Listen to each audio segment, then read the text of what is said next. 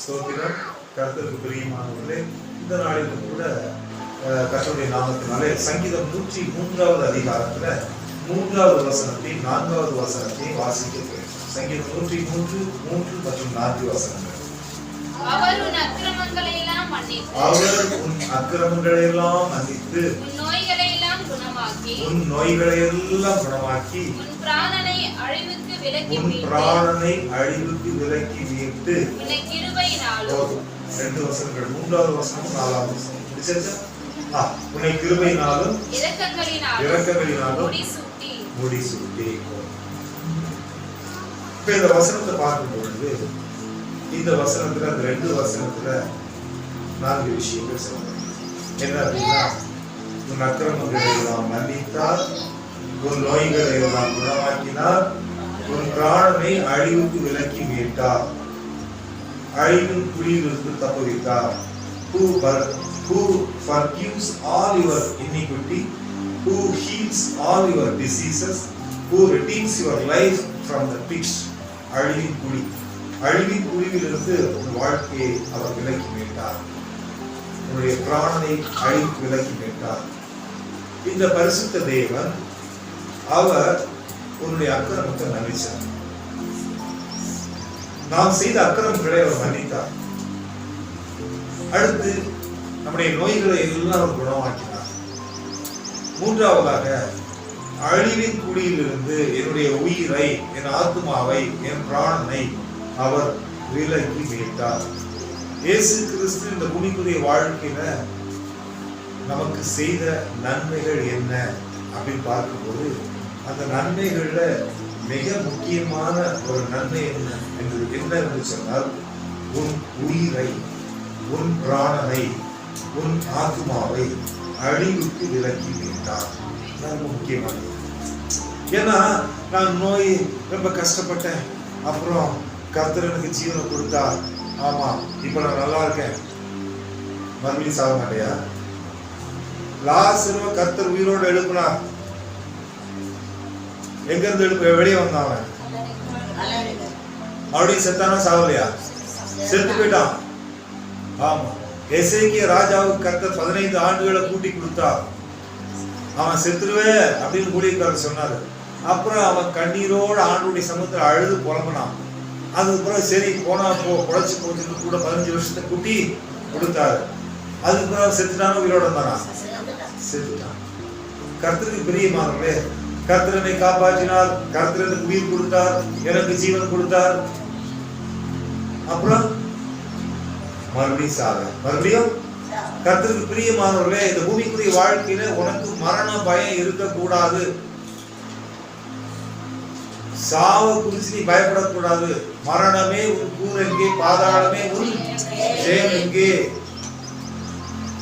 அப்போஸ்தலனாகிய பவுல் சொல்றாரு, கிறிஸ்து எனக்கு ஜீவன், சாவு எனக்கு ஆதாயம். சாவு குறித்து பயப்படுறவன் கிறிஸ்தவன் அல்ல. ஆமா, நோயும் பேயும் இந்த பூமிக்குரியது, அது இருக்கதான் செய்யும். நீ உண்மையுள்ள கிறிஸ்தவனா இருந்து தேவனோடு கூட போராடி ஜெபிக்கிறவனா இருந்தா, கர்த்தர் எசேக்கியா ராஜாவுக்கு உயிர் கொடுத்தது போல உனக்கு கொடுப்பார். அதான் உண்மை. நாயின் ஒரு விதவின் மகனை உயிரோடு எழுப்புறது போல எழுப்புவார். அதான் உண்மை. 38 வருஷமா வியாதியா இருந்த ஒருத்தரை கர்த்தர் எழுப்புறது போல உன் வியாதியை நீக்கி உன்னை எழுப்புவார். அதான் உண்மை. ஆனா இவங்க எல்லாம் செத்து போயிட்டாங்க. அதையும் தாண்டி ஒரு விஷயம் இருக்குது, அதுதான் இயேசு கிறிஸ்து. கர்த்தருக்கு பிரியமானவர்களே, நம்முடைய சரீரத்திலே ஆண்டவரால் கொடுக்கப்பட்ட ஆவி, ஆத்மா, சரீரம், இந்த சரீரத்துக்கு கொடுக்கப்பட்ட நாட்கள் இருக்கு. அந்த நாட்களுக்கு பிறகு இந்த சரீரம் மண்ணுக்கு போயிடும். மண்ணான மனுஷன் மீண்டும் மண்ணுக்கே திரும்புகிறான். வசனம் உண்மை.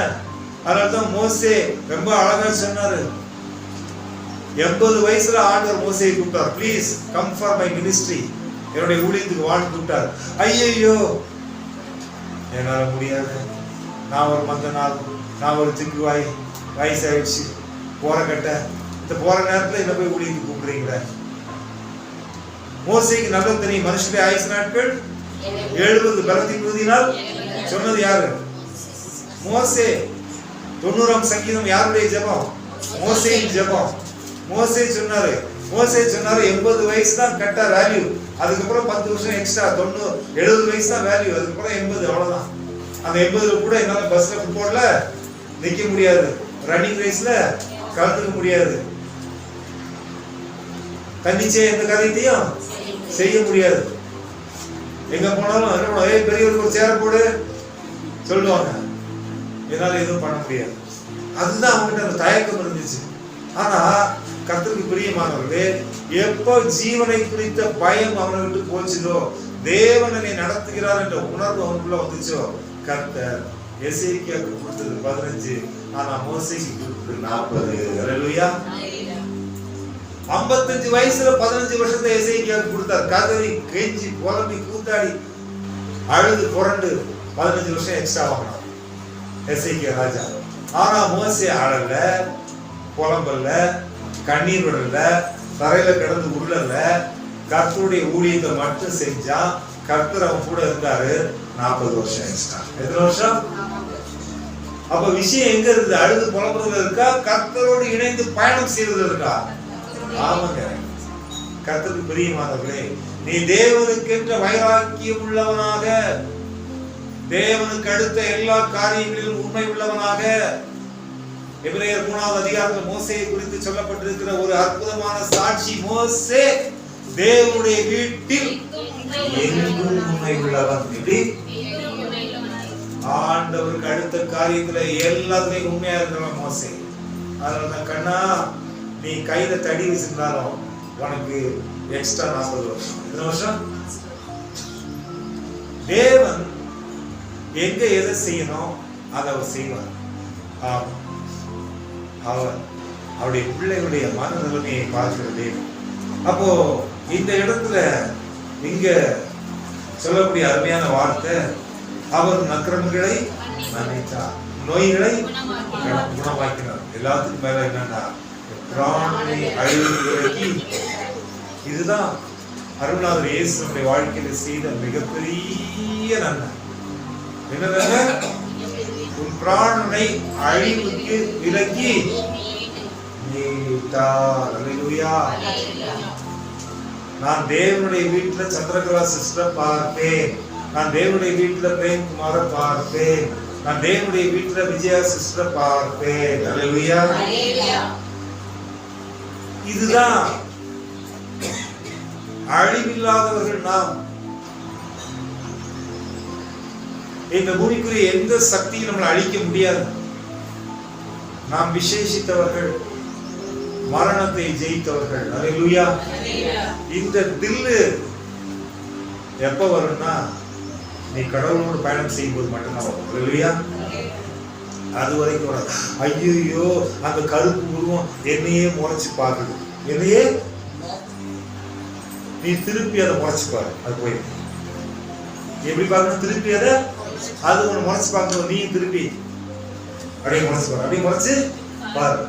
என்ன இவன் நம்மளை திருப்பி பார்க்கலாம் அப்படின்றத பாரு. அது போல யோசி, ஓ இவன் பின்னாடி ஒருத்தர் இருக்கிறார், இதுக்கு மேல நமக்கு வேலைக்கு பாரு. கர்த்தருக்கு பிரியமானவர்.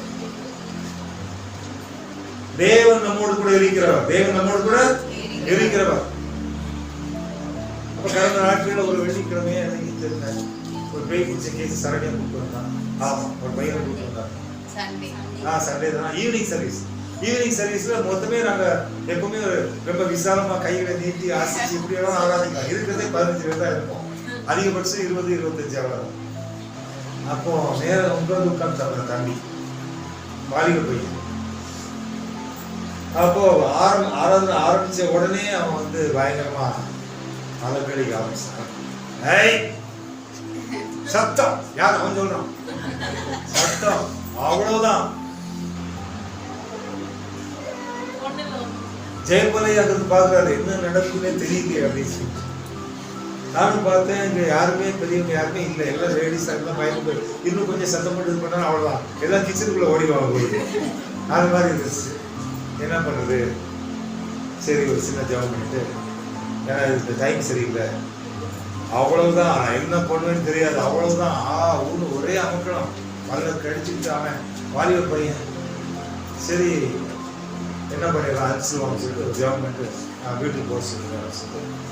நாளைக்கு நான் வீட்டுக்கு வந்து வச்சுக்கிறேன். வீட்டுக்கு வந்து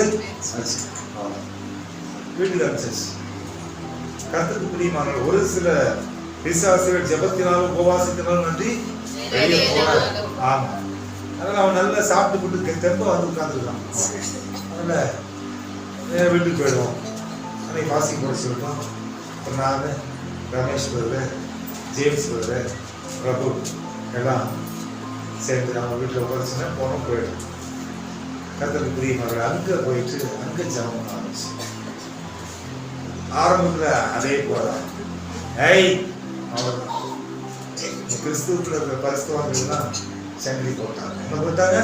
சங்கிலி போட்டாங்க. அசைய முடியாது. அவ்வளோதான். நல்ல அருமையான ஒரு ட்ரீட்மெண்ட் கொடுத்தது பிறகு நான் போயிடுவேன். என்னை விட்டு நான் போயிடுவேன், தயவு செய்து என்னை விட்டு நான் போயிடுவேன். பயந்த மூஞ்ச வச்சுட்டு என்னை விட்டு நான் போயிடுவேன். கர்த்தருக்கு பிரியமானது. அன்னைக்கு போனது இன்னைக்கு வரைக்கும் வரல. அன்னைக்கு வருஷம். கர்த்தருக்கு பிரியமானவர்களே, பொல்லாத லேகியம் நாவி பொல்லாத லேகியம் விசுவாசம். அதை கொடுத்தாதான் அது போகும், இல்லைன்னா அந்த ஸ்பாட்டுக்கே போயிட்டு கொடுத்துருவாங்க. கர்த்தருக்கு பிரியமானவர்களே, இதை எதுக்கு சொல்றேன் அப்படின்னு பேசினா, நீ விசாசுக்கு என்ன பண்ணணும்? எழுது. அது உன்னை பார்த்து ஏய்னா நீ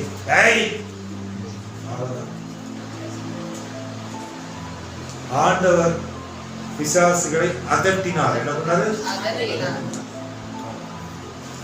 கர்த்தருக்கு பிரியமானவர்களே, எப்ப அதட்ட முடியும்னா இயேசுவோட பயணம் செய்த மட்டும்தான் அதட்ட முடியுதுன்னா முடியாது. இல்லைன்னா அந்த கருப்பு உருவம் நைட்டெல்லாம் தூக்கமே வரல. நைட்டெல்லாம் தூக்கமே வரல. எந்திரிச்சு உட்கார்ந்த மாதிரியே நீ உட்கார்ந்தே தான் இருக்கணும். உட்கார்ந்தே தான் இருக்கணும். வேற வழி கிடையாது. பாருங்க, பரிசுத்த வேதம் சொல்லுகிறது, அவர் உன் அக்கிரமங்களை மன்னித்தார், உன் நோய்களை குணமாக்கினார், உன் பிராணனை அழிவுக்கு விலக்கி மீட்டார். அழிவுக்கு விலக்கி தேவன் அழிவுக்கு விலக்கி மீட்கிறவர். அப்ப இந்த இயேசு தான் நம்முடைய இயேசு. என் அக்கிரமங்களை மன்னித்தவர் என் இயேசு, என் நோய்களை குணமாக்கினவர் என் இயேசு, என் பிராணனை, என் ஆத்மாவை அழிவுக்கு, என் உயிரை அழிவுக்கு விலக்கி மீட்டவர் தான் என் இயேசு. இது நான் மறக்கக்கூடாது. ஏசாயா தீர்க்கதரிசி இயேசு கிறிஸ்து பிறந்ததை குறித்து மட்டும் சொல்லவில்லை. பாத்தீங்கன்னா எல்லா இடம் போட்டிருப்பாங்க, இயேசு கிறிஸ்துடைய பர்த்டே அன்னைக்கு என்ன போட்டிருப்பாங்க? சீரியல் லைட்ல, நமக்கு ஒரு பாலகன் பிறந்தார், நமக்கு ஒரு குமாரன் கொடுக்கப்பட்டார், அவருடைய நாமம் நானே சொல்றேன், அதிசயமானவர், ஆலோசனைக்கர்த்தர், வல்லமையுள்ள தேவன், நித்தியபிதா. லைட் லைட்லாம் எரியும் போட்டு அருமையா போட்டிருப்பாங்க.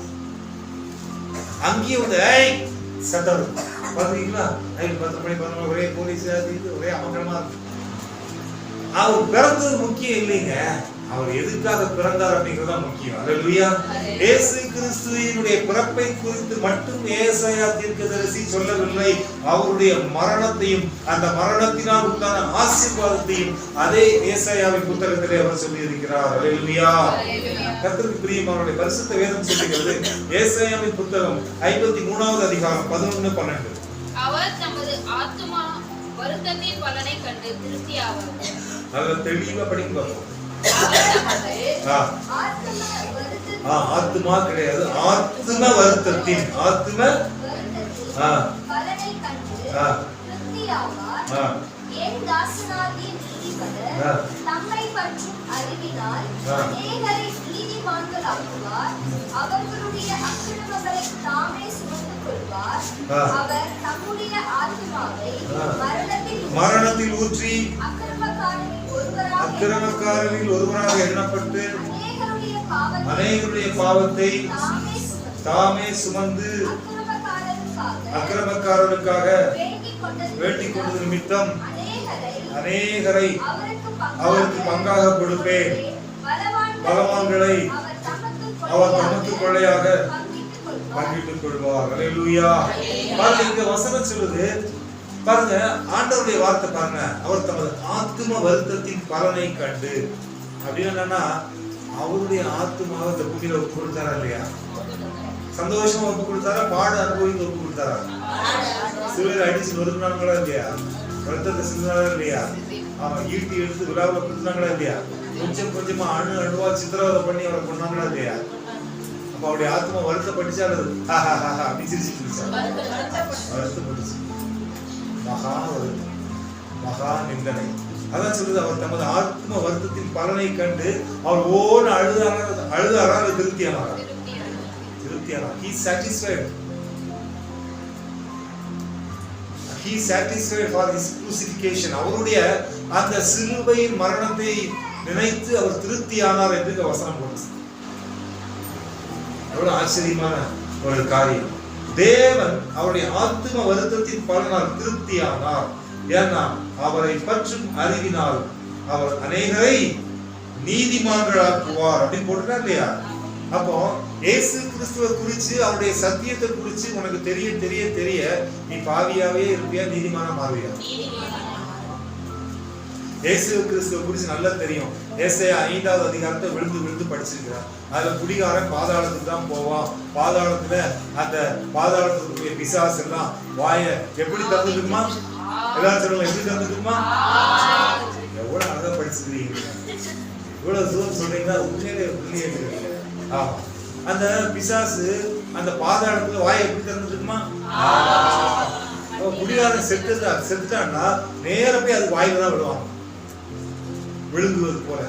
ஆமா, குடிகாரனுடைய ஆத்மா நேர ஸ்ட்ரைட்டா பாதாளத்துல தான் போகும், இடம் மீடியேட்டர் கிடையாது. அதனால அங்க அதான் ஏசாயா புத்தகம் 5வது அதிகாரம். ஏசாயா தீர்க்கதரிசி அவரை போல தெளிவான விளக்கத்தை கொடுக்குறவங்க வேற யாருமே நான் பார்க்கலைங்க. குடியை குறிச்சு அப்படி ஒரு தெளிவான விளக்கத்தை அவர் கொடுத்தார். அவர் மீடியேட்டரே இல்லைங்க. தண்ணி வண்டியா அவங்களுக்கு கீழே தான் டிக்கெட், கீழே தான் பாதாளம் தான் உங்களுக்கு டிக்கெட், வேற எதுவுமே கிடையாது. ஸ்ட்ரெயிட்டா பாதாளம். அங்க ஒரு கேட் இருக்குது, அங்க மரண அறைகள் இருக்குது, அதுக்கு ஒரு ராஜா இருக்கிறாரு, அந்த ராஜாவுக்கு பெயர் இருக்குது, அங்க சங்கிலி இருக்கு. எல்லாம் பைபிள்ல போட்டுதா இல்லையா? அதை குறித்து தெளிவா படிச்சிருக்கிறோமா இல்லையா? ஆமென், அல்லேலூயா. அப்போ இங்க அப்படிப்பட்ட இந்த பாதாளத்துக்கு நேர செல்லக்கூடிய ஆத்துமாக்களை இந்த சத்தியத்தை கொடுத்து அவர் அவங்களை என்னவா மாத்துறாரா? என்னவா மாத்துறாரு? பக்கத்துல கை கொடுத்து சொல்லுங்க, நான் நீதிமான். அது ஏன் சோகமா சொல்றீங்க? தைரியமா சொல்லுங்க, நான் நீதிமான். வித்தியாசம், நீ நீதிமான் கேட்ட அவங்க நான் நீதிமான். நான் யாரு? கிறிஸ்து இயேசுவுக்கு நான் நீதிமான் அப்படின்னு தைரியமா சொல்றேன். ஏன்னா அவர் அக்கிரமங்களை என்ன பண்ணிட்டாரு? அக்கிரமங்களை என்ன பண்ணிட்டாரு? சொல்லுங்களேன், அக்கிரமங்களை என்ன பண்ணிட்டாரு? புரியாது, மன்னிச்சு பாரு. அப்படி யோசிக்க, அக்கிரமங்களை மன்னிச்சாரு, பாவத்தை மன்னிச்சாரு, நோயை குணமாக்கிட்டாரு, ஆத்மாவை பாதாளத்திலிருந்து மீட்டு விட்டார், அழிவு குளிக்கு மீட்டுட்டாரு. அப்புறம் என்னத்துக்கு கவலைப்பட்டு இருக்க? ஐயோ கருப்பா விடுவோம். கர்த்தருக்கு பிரியமானவர்களே, நீ மட்டும் சிறப்பா வருகிற, அதை விட கருப்பா இருக்கிற. கர்த்தருக்கு பிரியமானவர்களே, அதனால அதை பார்த்து நீ பயப்பட வேண்டிய அவசியமே இல்ல. நல்ல ஞாபகம், அதை பார்த்து பயப்பட வேண்டிய அவசியமே இல்ல. அப்ப இங்க சொல்லப்பட்டிருக்கிறது, அது அடுத்து கொடுத்து அவர்களுடைய அக்கிரமங்களை தாமே சுமந்து கொள்வார். போட்டு 11வது வசனத்துல. அப்போ நம்முடைய அக்கிரமங்களை தேவன் சுமந்து கொண்டாரா இல்லையா? வசனம் போட்டுக்கல. அப்ப இயேசுனுடைய அக்கிரமத்தை சுமந்து கொண்டாரா இல்லையா? எவ்வளவு நல்லவர். உன் அக்கிரமங்களை மன்னித்தார், உன் பாவங்களை மன்னித்தார், உன் நோய்களை குணமாக்கினார், உன் உயிரை அழிவி குவிக்கு தப்புவித்தார், உன்னை சுமந்தார். ஹல்லேலூயா. கர்த்தருக்கு பிரியமானவர்களே, ஏன் வசனம் சொல்லுது? எசேக்கியேல் 18வது அதிகாரம் 4வது வசனம் படிங்க. எசேக்கியேல் 18:4. இதோ எல்லா ஆத்துமாக்களும் என்னுடையவைகள், தகப்பனின் ஆத்துமா எப்படியோ அப்படியே மகனின் ஆத்துமாவும் ஜேம்ஸ் பிரதருடைய ஆத்துமாவும் என்னுடையது, பிரின்சினுடைய ஆத்துமாவும் என்னுடையது. ஆமா, ஆண்டவர் சொல்றாரு, அவர் பிள்ளைதான் இது, அதனால அவர் பரலோகத்துக்கு போறதுனால பிரின்சி சேர்த்து கூட்டு போயிடலாம், அப்படி கிடையாது. அல்லேலூயா. அவர் ஆத்துமாக்கு தனியா கணக்கு கொடுக்கணும், அவர் பொண்ணு ஆத்துமா அதுக்கு தனியா கணக்கு, தனித்தனி ஆத்துமா எல்லாம். அதுதான் வசனம் சொல்றது, தகப்பனுடைய ஆத்துமா, மகனுடைய ஆத்துமா, மகளுடைய ஆத்துமா எல்லாம் தனித்தனி. ஆண்டவர் சொல்றாரு, எல்லா ஆத்துமாக்களும் என்னுடையவைகள், பாவம் செய்கிற ஆத்துமாவே என்ன பண்ணுமா? The soul who sins shall die. பாவம் செய்கிற ஆத்துமாவே சாகும் அப்படிங்கிற வார்த்தையை தெளிவா சொல்றாரு. 32வது வசனம் படிங்க. அதே அதிகாரம் 32வது வசனம். மனம் திரும்புங்கள், அப்பொழுது பிழைப்பீர்கள். சாகிறவனுடைய சாவை நான் விரும்புகிறதில்லை என்று கர்த்தராகிய ஆண்டவர் சொல்லுகிறார். அவர் சாவை லைக் பண்ண, எதை லைக் பண்ணல? அவர் ஜோஷுவா சாகிறத விரும்பல, ஹன்சிகா சாகிறத விரும்பல, வாலிப பிள்ளைகள் செத்து போறத அவர் விரும்பல, சரவணன் சாகிறத அவர் விரும்பல. ஆமா, சாகிறவனுடைய சாவை நான் விரும்புவதில்லை. அவருக்கு அதுல விருப்பம் கிடையாது. அவருடைய ராஜ்யத்துக்கு கூட்டிட்டு போகணும், அதுதான் அவருடைய விருப்பம். இல்லையா? அதான் சொல்றாரு, சாகிறவனுடைய சாவை நான் விரும்புவதில்லை. அதுக்கு முதல் ஆரம்பம் எப்படி இருக்குது? மனம் திரும்புங்கள். என்ன சொல்றாரு? கர்த்தருக்கு பிரியமானவர், தேவன் சாவை விரும்பாதவர். நல்ல ஞாபகம். அதனால்தான் அவர் என்ன பண்ணார் தெரியுமா? நாம சாகக்கூடாது அப்படிங்கிறதுக்காகவே ஏசாயாவின் புத்தகம் 53வது அதிகாரம் 12வது வசனத்தை படிங்க.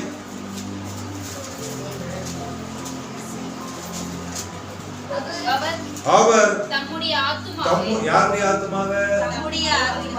யாருடைய ஆத்துமாவை? இயேசு கிறிஸ்து அவருடைய ஆத்துமாவை. பாவம் செய்கிற ஆத்துமா என்ன பண்ணும்? செத்து போயிடும். ஆத்துமான என்னது? உயிர். குடிகாரன் அவனுடைய ஆத்துமா அவன் குடியில இருக்கிறதுனால அந்த ஆத்துமா என்ன போயிடும்? செத்து போயிடும். அது நேரம் எங்க போகும்? பாதாளத்துக்கு போகும், நரகத்துக்கு போகும். அவருக்கு அது பிடிக்குதா? ஏசப்பாக்கு பிடிக்குமா? அதனால அவர் என்ன பண்றாரு? அந்த ஆத்துமாவுக்கு சத்தியத்தை சொல்லி, நீ சாகக்கூடாது, நீ ஆகக்கூடாது. பக்கத்துல கை பிடிச்சு சொல்லுங்க, நீ சாகக்கூடாது. கையை பிடிச்சு சொல்லுங்க, நீ சாகக்கூடாது. நல்லா கையை பிடிச்சு சொல்லுங்க, நீ சாகக்கூடாது. கையில சத்தி கையை பிடிக்கவே இல்லை, நீ சாகக்கூடாது. ஆமா, நீ என்ன பண்ணக்கூடாது? பின்னாடி இருக்கிற பால் பிரியராஜ் கையை அருள் பிடிக்குது, நீ சாகக்கூடாது. சொல்லுங்க, சொன்னீங்களா? சாவுடைய சாவு ஆண்டவர் என்ன பண்ணல? ஐ டோன்ட் லைக், ஆண்டவர் விரும்பலைங்க. அதனால என்ன பண்ணாரு? உன்னுடைய ஆத்மா மரணத்துக்கு போகக்கூடாது அவர் முடிவு பண்ணதுனால அவருடைய ஆத்மாவை மரணத்தில் ஊற்றி, அல்லேலூயா, அவருடைய ஆத்மாவை என்ன பண்ணாரா? மரணத்துக்கு ஒப்பு கொடுத்தார். ஒப்பு கொடுத்து அவர் அக்கிரமமே செய்யல, ஆனா அக்கிரமக்காரர்கள் ஒருவராக எண்ணப்பட்டு அநேகருடைய பாவத்தை தாமே சுமந்தார். அதனால்தான் முதல்ல படிச்சோம், அநேகருடைய பாவத்தை அவர் தாமே சுமந்ததுனால அவர் அக்கிரமங்களை மன்னித்தார், நோய்களை குணமாக்கினார் என்று நாம் பார்த்தோம். கர்த்தருக்கு பிரியமானவர்களே, அதனால்தான் இன்றைக்கும் இந்த பரிசுத்த தெய்வம் இயேசு தன்னுடைய ஆத்மாவை மரணத்தில் ஊற்றி அக்கிரமக்காரர்கள் ஒருவராக எண்ணப்பட்டு உன்னுடைய என்னுடைய பாவத்தை அவர் சுமந்தபடியினாலே இன்றைக்கு நாம் மரணத்தை ஜெயித்தவர்களாக தேவனுடைய ஜீவனை பெற்றவர்களாக இருக்கிறோம், காணப்படுகிறோம். அல்லேலூயா. கர்த்தருக்கு பிரியமானவர்களே, தேவன் நம்முடைய அக்கிரமங்களையும் நம்முடைய பாவங்களையும் அவர் மன்னித்து சுமந்தார். அல்லேலூயா. என்ற வசனம் சொல்லுகிறது ரோமர் 6:23, பாவத்தின் சம்பளம், அந்த பாவத்தின் சம்பளம் மரணமாக இருக்கிறபடினால அந்த மரணத்திலிருந்து உனக்கு விடுதலை கொடுப்பதற்காக தன்னை ஒப்பு கொடுத்த தேவன் இயேசு கிறிஸ்து தன்னுடைய ஆத்மாவை எதிர ஊற்றினாரா? மரணம் எப்படி அவர் எப்படி செத்தார்? எப்படி செத்தார்? அவர் சிலுவையில் தன்னுடைய ரத்தத்தை சிந்தி அப்படிதான் செத்தாரு. உண்மைதானே? வசனம் சொல்லுது, ரத்தம் சிந்துதல் இல்லாமல் பெரிய ஆளுங்க நீங்க, உங்களுக்கு தான் நான் கேட்கிறேன்.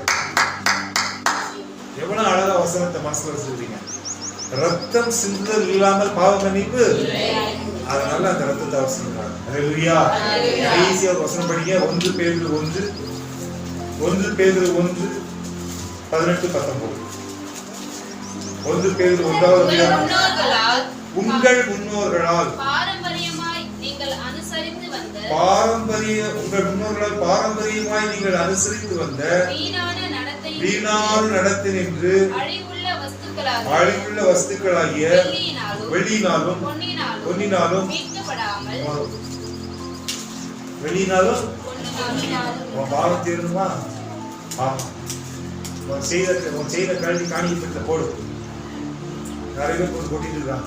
காதல் கம்பெல்லாம் கழட்டி போடு. எல்லாத்தையும் காணிக்க போடு. அப்பதான் பாவம் காணிக்க போடு. அப்படி பைபிள் போட்டுக்கா போடல.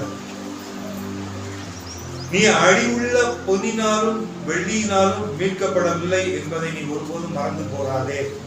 வசனம் என்ன சொல்வது? குற்றமில்லாத மாசற்ற ஆட்டுக்குட்டியாகிய கிறிஸ்துவின் பெற்ற ரத்தத்தினாலே. அந்த ரத்தம் எப்படிப்பட்ட ரத்தம்? precious blood of Christ. அந்த பெற்ற ரத்தத்தினாலே மீட்கப்பட்ட சகோதரன் சகோதரி நீ. ஹல்லேலூயா. அதனால இன்றைக்கு கர்த்தருக்கு பிரியமானவர்களே, இன்றைக்கு கேட்ட சத்திய வசனத்தின்படி தேவன் உன் அக்கிரமங்களை மன்னித்தவர், உன் நோய்களை குணமாக்கினவர், உன் பிராணனை அழிவுக்கு விலக்கி மீட்டவர். நீ ஜீவனுள்ள தேவனுடைய மகன், தேவனுடைய மகள். அவர் தன்னுடைய ஆத்மாவை உனக்காக மரணத்தில் ஊற்றினவர். அவருடைய விலையேறப்பெற்ற ரத்தத்தினாலே உன்னை மீட்டவர். அந்த பரிசுத்த தேவனுக்கு நன்றி செலுத்தி உன்னை தாழ்த்து. ஹல்லேலூயா. ஆசீர்வதிப்பாராக.